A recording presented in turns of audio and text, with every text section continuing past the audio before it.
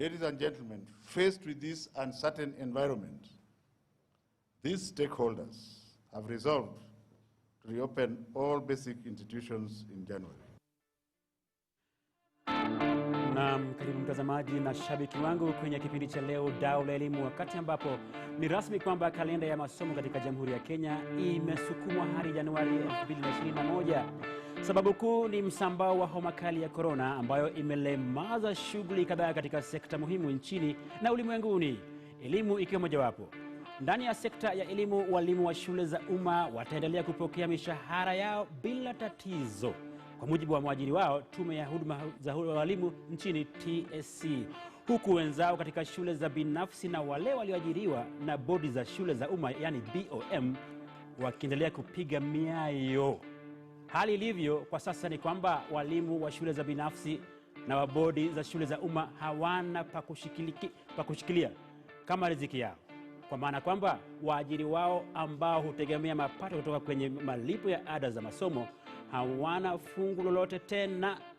Leo hii basi nimekuandalia mezani mjadala wa hatima ya walimu hawa ambao kosa lao tu ni kukosa ajira serikalini, la sivyo wangekuwa wakiendelea kupokea mishahara yao. Ujambo na karibu, jina langu ni Mwalimu Frank Otieno. Wageni wangu ni Mwalimu Jasper Ondimu ambaye tutakuwa tunazungumza naye katika swala hili, na vile vile tuko naye Mwalimu Dan Bobea Hasiani. Tutakuwa tunashirikiana nao, manake wao ni walimu ambao wako katika sekta ya shule za binafsi, na bila kumsahau dada Margaret Koilaken ambaye ni mwenyekiti wa chama cha wamiliki wa shule za binafsi tawi la kaunti ya Narok. Na vile vile yupo Mwalimu Mwanasiti Ali ambaye anakuja moja kwa moja kutoka katika kaunti ya Mombasa. Tutakuwa naye vile vile. Na hivyo basi ningependa kuwashukuru wageni wangu ambao mmechukua muda wenu adimu na adhimu ili kujumuika nasi katika mdahalo huu wa leo. Ili kufungua basi kipindi cha leo, ningependa tu nimrushie moja kwa moja Mwalimu Jasper Ondimu kwamba hali iko vipi?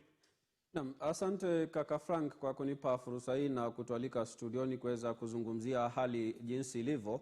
Mwanzo, tangu shule zifungwe mwezi Machi, walimu wengi wa shule za binafsi na wale wa BOM hawakulipwa mishahara. Japo kuna baadhi ya shule za upili ambazo ziliamua kutoa punguzo kwa wale walimu, labda kukata 30%, 50%, lakini kuna baadhi ya shule waajiri waliwaambia wale walimu kwamba nyinyi nendeni nyumbani kwa sababu hatuna pesa za kutosha. Lakini swali ambalo watu wanajiuliza, wajua wazazi wanapoingia shuleni aghalabu hulipa zaidi ya 80%. Tungetarajia kwamba hawa waajiri waweze kuwalipa hawa walimu angalau hata kwa punguzo, lakini wengi walichukulia huu msambao wa corona na kuambia wale walimu nyinyi nendeni nyumbani kwa sababu hakuna hela. Na baadhi ya shule nchini Frank utapata karo wale wanafunzi wanalipa zaidi ya 1,100. Shikilia hapo kidogo, shikilia hapo, manake mdahalo huu utakuwa ni mpana kweli. Ladies pia lazima wapewe katika fursa katika nafasi hii. Ningependa kumrushia upande ule wa Mombasa dada Mwanasiti Ali. Kalenda ya masomo imebadilika, na je, unafahamu kwamba shule zitafunguliwa lini? Tuanzie hapo.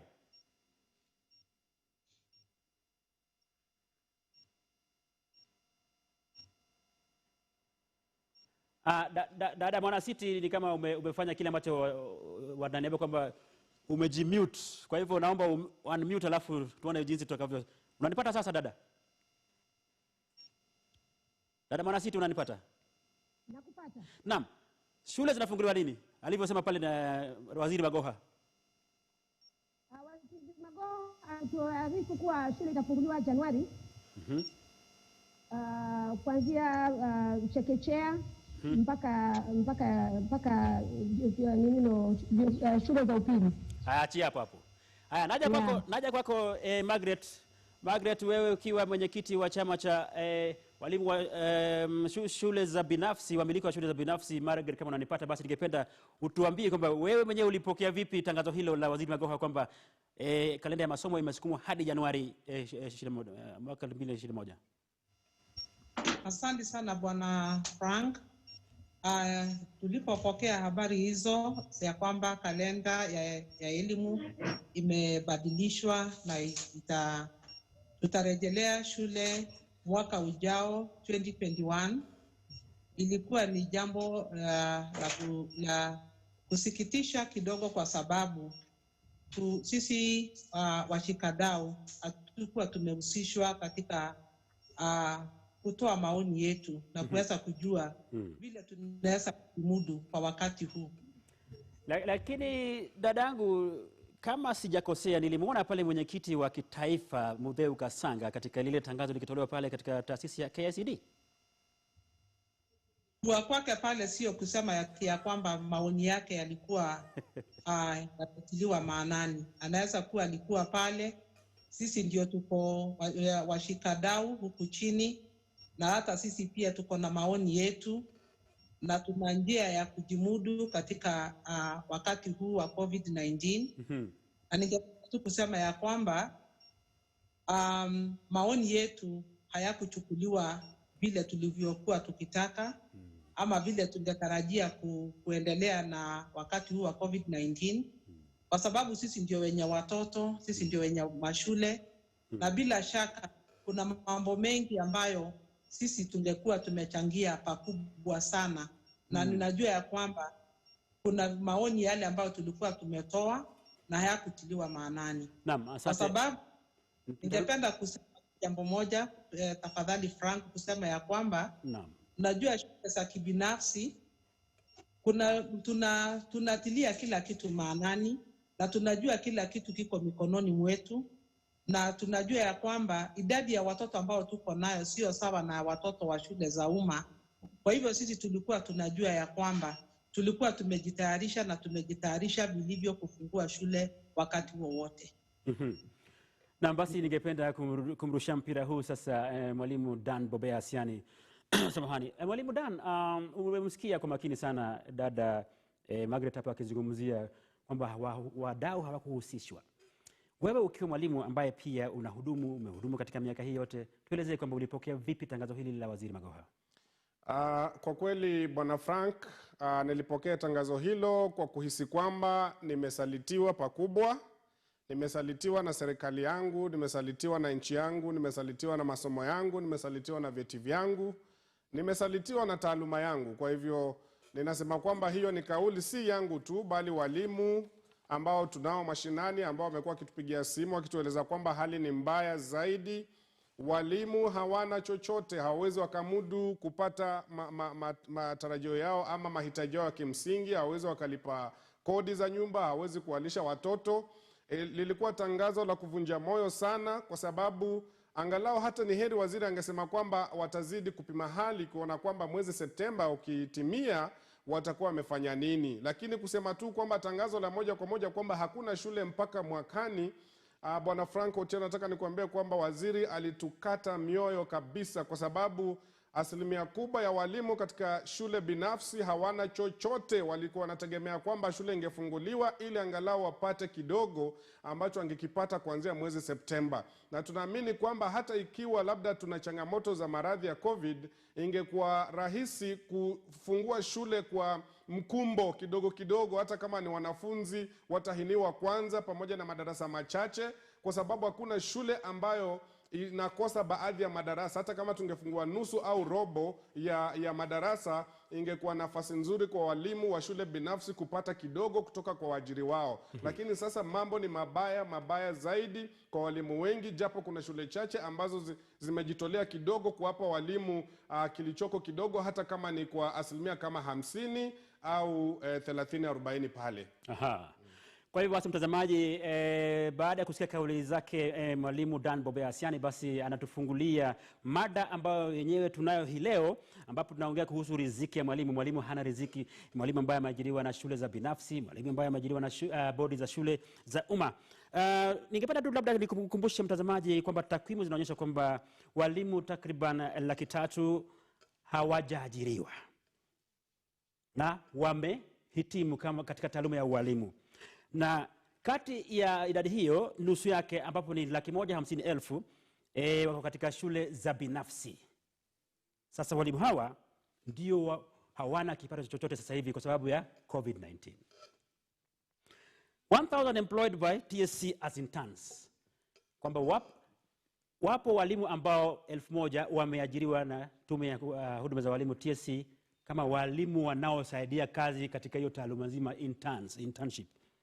Kwa hivyo vile vile ni muhimu kuelewa kwamba tume ya TSC inao walimu takriban 330,000 ambao wako katika ile payroll yake.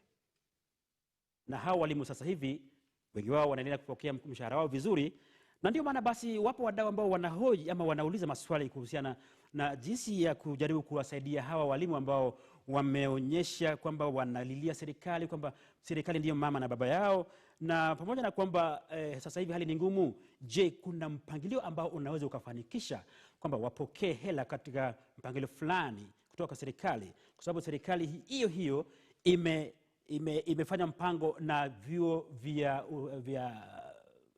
vikuu vya binafsi, ambapo wanafunzi wanapelekwa katika vile vyuo na hela zinapelekwa pale, what we call capitation. Kwa hivyo ndio maana basi kuna swali kama hilo, lakini tulipomhoji hapa juzi katibu katika chama cha walimu NAT, bwana Wilson Sossion, alikuwa na haya ya kusema kuhusiana na mpangilio huo, kwamba anapinga kwamba hakuna haja ya walimu wao hawa kusaidiwa. Hebu tumsikilize. And we urge the media and the public not to try and protect the private school investors and owners from running away from their responsibility.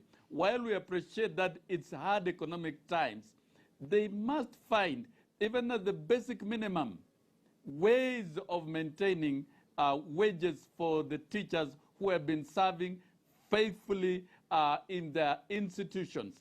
And so there is no excuse at all that they have to do it. And that responsibility cannot be pushed to the government. Number two, teachers under the boards of management have been assigned duties by a government entity. And we must be alive to the provisions of the Constitution of Kenya, which the people of Kenya gave themselves unto and assigned the responsibility of employing and remunerating teachers to the Teacher Service Commission. During this crisis, there is need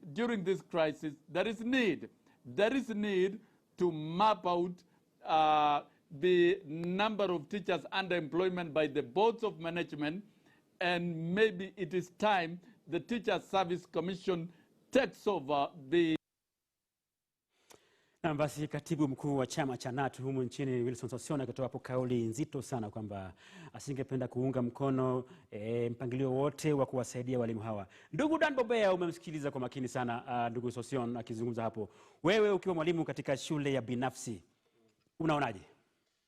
Bwana Frank, takueleza kwamba kila wakati ndugu yangu Sossion anapozungumza, walimu wa shule binafsi wanahisi kukatika maini. Leo sisi kwa ambayo nitatumia misamiati mizuri.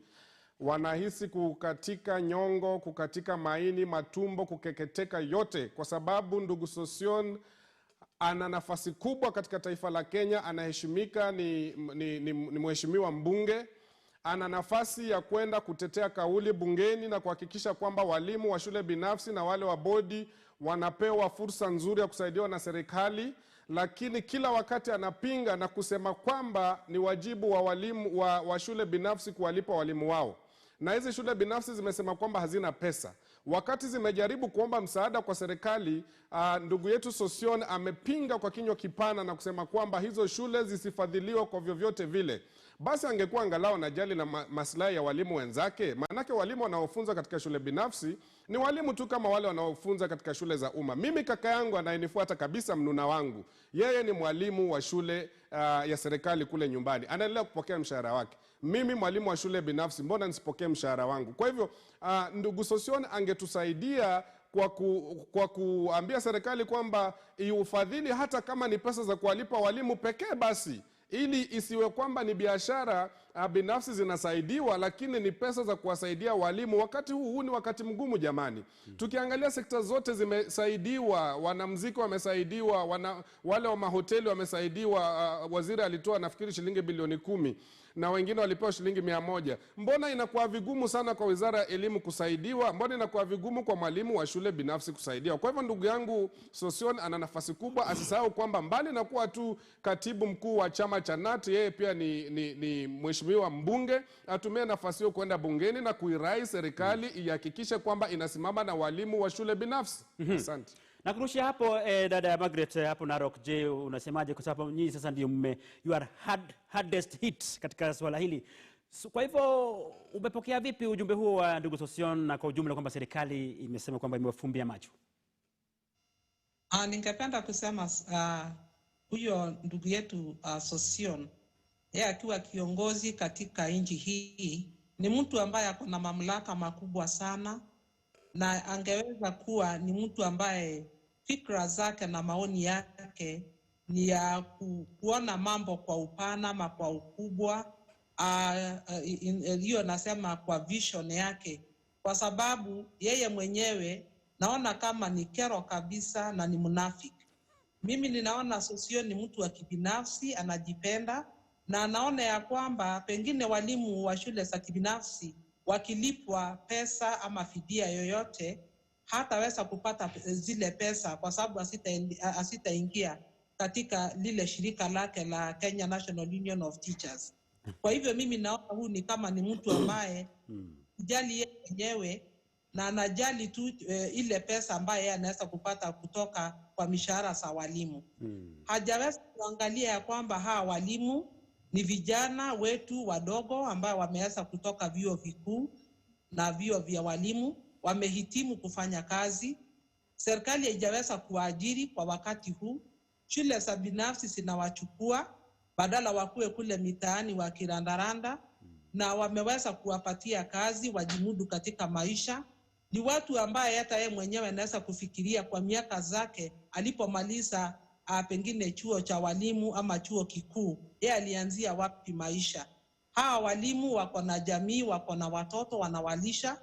Hawa ni watu ambao pia wanagonjeka na wanatakikana kuwa na bima ya maisha ya afya. Watafanya aje hizo kazi zote kujimudu katika maisha?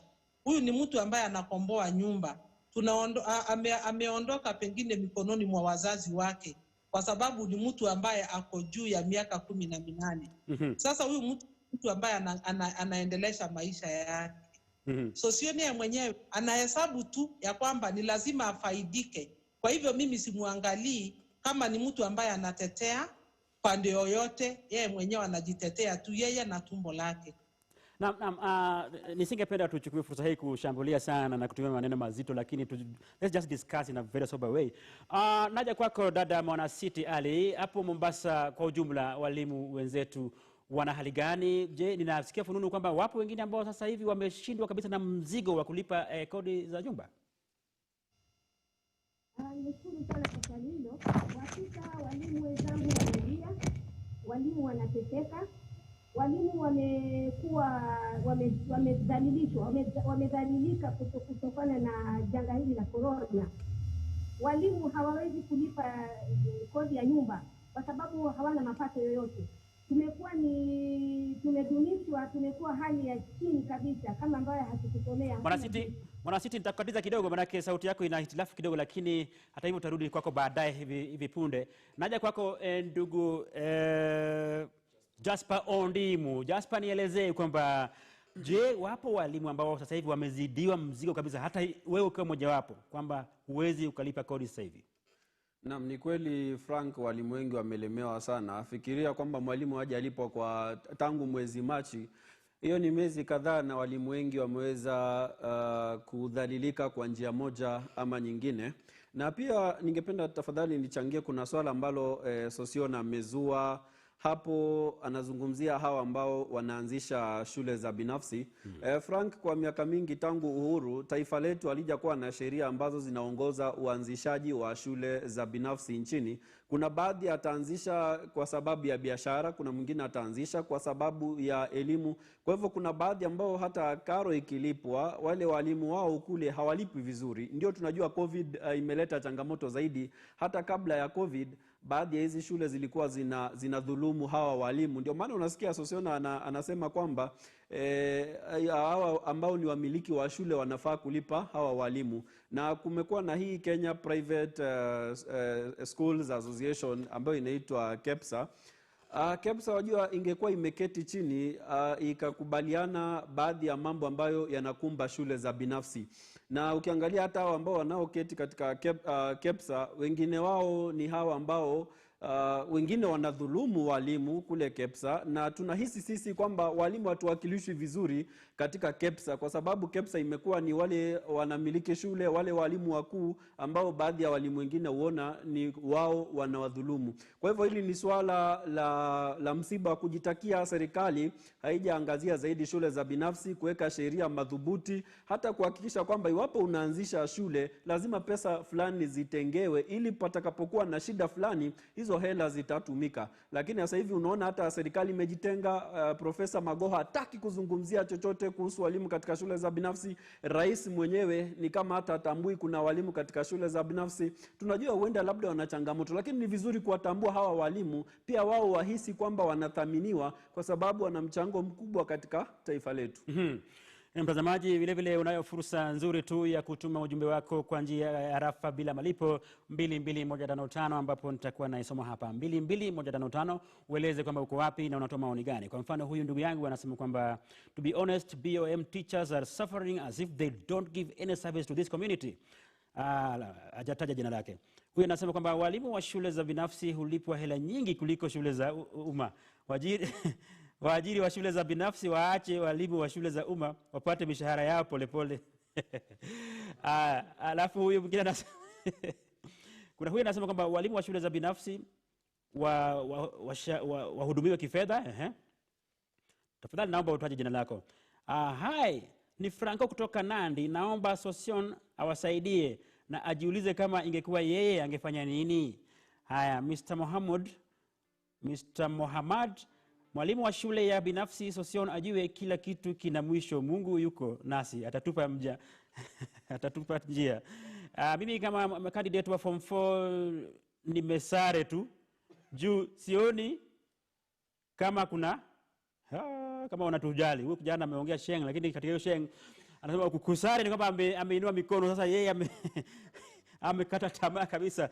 Mtazamaji, ni maoni ambayo yanatolewa, na vile vile kabla tujaenda kwenye mapumziko ningependa nitaje hapo kwamba yupo huyu mtazamaji anaitwa Ojunga, anasema kwamba my experience as PA chair and BOM member in a national school, we have been able to sustain BOM teachers' salaries from school income generation activities and prudent financial management and practices by the school principal.